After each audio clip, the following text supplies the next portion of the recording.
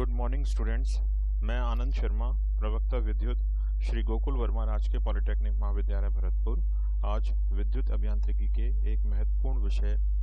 EE 209 electrical workshop के एक महत्वपूर्ण topic introduction of electrical maintenance, जो कि यूनिट नंबर 6 है हमारे सिलेबस का,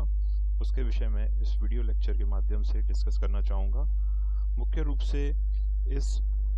लेक्चर में हम इलेक्ट्रिकल मेंटेनेंस के विषय में जिन टॉपिक्स का अध्ययन करेंगे उनमें प्रमुख रूप से फंडामेंटल्स ऑफ इलेक्ट्रिकल मेंटेनेंस, इसके पश्चात classification, scope and frequency of electrical maintenance and repair work, इसके पश्चात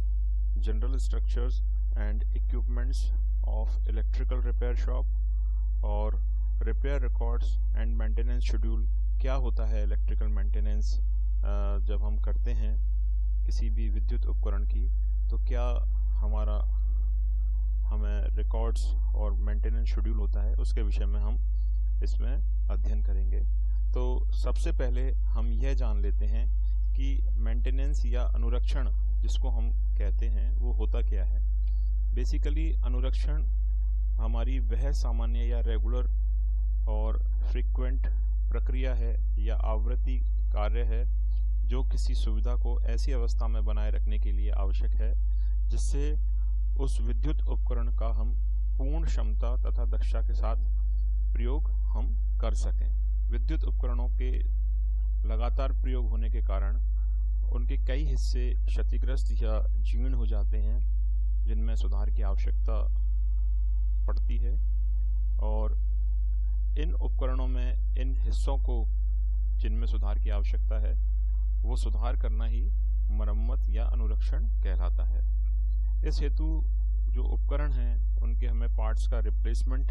करने की भी आवश्यकता पड़ सकती है, ओवरहॉलिंग करने की भी आवश्यकता पड़ती है, तथा उनके जो हिस्से हैं उनके रिप्रोसेसिंग आदि करने की भी आवश्यकता पड़ सकती है। प्रमुख रूप से जिन टॉपिक्स का हम अध्ययन करेंगे उसमें विद्युत अनुरक्षण विभाग की क्या क्या आवश्यकताएं होती हैं उनके विषय में, तथा विद्युत अनुरक्षण जो विभाग होता है उसका संगठन कार्य क्या होता है इसके विषय में हम अध्ययन करेंगे, तथा साथ ही विद्युत अनुरक्षण विभाग का ऑफिशियल वर्क क्या होता है, ऑफिस में उसमें क्या कार्य हम करते हैं, क्या क्या रिकॉर्ड्स हमें मेंटेन करने पड़ते हैं उनके विषय में, मरम्मत कार्य के लिए तकनीकी विवरण क्या होता है इसके विषय में अध्ययन करेंगे, और विद्युत उपकरणों की जो मरम्मत प्रक्रिया है वो मरम्मत प्रक्रिया किस प्रक्रिया को हम फॉलो करते हैं इसके विषय में मुख्य रूप से हम स्टडी करेंगे। इसके पश्चात जब हम मेंटेनेंस कर लेते हैं तो उस मेंटेनेंस का जो रिकॉर्ड हम मेंटेन करते हैं जिसको हम अनुरक्षण रिकॉर्ड कहते हैं, वो कौन कौन सा रिकॉर्ड होता है, किस प्रकार से हम लॉग बुक मेंटेन करते हैं। कुल 5 प्रकार की हम लॉग बुकों का रिकॉर्ड मेंटेन करते हैं, उसके विषय में हम अध्ययन करेंगे। तो सबसे पहले जो विद्युत अनुरक्षण विभाग की जो आवश्यकताएं हैं उनको हम एक बार देख लेते हैं। मुख्य रूप से जो इलेक्ट्रिकल मेंटेनेंस डिपार्टमेंट की जो रिक्वायरमेंट्स होती हैं जिससे हम इस अनुरक्षण विभाग को सफल, संतोषजनक एवं सुचारू रूप से चला सकें, तो कौन कौन सी बातों का हमें पालन करना आवश्यक है उनमें प्रमुख रूप से हम देख लेते हैं। अनुरक्षण प्रथम है, अनुरक्षण कार्य के लिए हमें स्किल्ड और ट्रेंड लेबर की आवश्यकता लेनी चाहिए, जिससे कि हमारे सभी जो अनुरक्षण कार्य हैं वो सूझबूझ के साथ सफलतापूर्वक और कुशल ढंग से हम पूरा कर सकें। द्वितीय रूप से जो सेकंड पॉइंट है उसमें हम अनुरक्षण कार्य के लिए उचित प्रकार के टूल्स और उपकरण का प्रयोग हम करेंगे, इसका भी हमें ध्यान रखना चाहिए। जो हम अनुरक्षण कर रहे हैं उसकी जो लॉग बुक है, लॉग रिकॉर्ड है, इन सभी को बनाना तथा उन्हें उचित प्रकार से क्रम और क्रमानुसार लगाना और रखने की व्यवस्था करना, जिससे मशीनों और उपकरणों से संबंधी जो अनुरक्षण और मरम्मत संबंधी सभी सूचनाओं का जो ब्यौरा है या डिटेल्स हैं वो सही प्रकार से हम एकत्रित उनको कर सकें, और अनुरक्षण कार्य करते समय तुरंत हम उनको जरूरत पड़ने पर जैसे भी हमें जरूरत पड़ रही है उनको हम देख सकें। इसके बाद चौथा जो पॉइंट है जो मुख्य रूप से हमारी इलेक्ट्रिकल मेंटेनेंस में उसकी जिसकी रिक्वायरमेंट है वो है हमारी जो संस्थापित मशीनें हैं और उपकरण हैं उनसे संबंधित सभी जो निर्देश पुस्तिका हैं यानी कि इंस्ट्रक्शन मैनुअल्स और टेक्निकल डिटेल्स, ड्राइंग और डेवलपमेंट और प्रोग्रेस, इसकी पूरी जानकारी की हमें अनुरक्षण करने से पूर्व ही अच्छी तरह से व्यवस्था हमें कर लेनी चाहिए। इसके पश्चात अनुरक्षण कार्य में खर्च होने वाले जो सामान हैं यानी कि जो कंज्यूमेबल आइटम्स हैं तथा समय समय पर जो पुर्जे या स्पेयर पार्ट्स हमें बदलने हैं उनकी उपलब्धता हमारे पास है या नहीं है। अगर उपलब्धता नहीं है तो उन उपकरणों और पुर्जों की व्यवस्था हम मेंटेनेंस करने से पहले ही सुनिश्चित कर लें। छठा जो रिक्वायरमेंट है हमारी मेंटेनेंस डिपार्टमेंट की उसमें मुख्य रूप से जो संस्थापित मशीनें हैं उन पे काम करने वाले जो कारीगर हैं या ऑपरेटर्स हैं उनके समय समय पर प्रशिक्षण की व्यवस्था भी हमें करनी चाहिए, क्योंकि टेक्नोलॉजी रेगुलरली चेंज होती है और नए उपकरण और नए मशीन्स मार्केट में आते हैं और उनको सही प्रकार से उनकी मेंटेनेंस करने के लिए जो कारीगर और ऑपरेटर्स हैं उनका प्रशिक्षण बहुत आवश्यक है। यदि हम उनको प्रशिक्षण नहीं देंगे तो मशीन और उपकरणों को वो सही ढंग से चला और उनकी सामान्य देखरेख नहीं कर पाएंगे। तो बेसिकली ये 6 पॉइंट्सों का हमें अनुरक्षण जो विभाग है उसमें आवश्यकता पड़ती है। इन पॉइंट्सों को हम भली भांति कोई भी हम इक्विपमेंट्स इलेक्ट्रिकल मेंटेनेंस कर रहे हो किसी इलेक्ट्रिकल इक्विपमेंट की तो उसका हमें ध्यान रखना आवश्यक है। यदि हम इन 6 पॉइंट्स का ध्यान रखेंगे तो हमारी जो मेंटेनेंस है वो प्रॉपर हम कर पाएंगे और हमारे जो उपकरण हैं वो सही प्रकार से कार्य कर पाएंगे।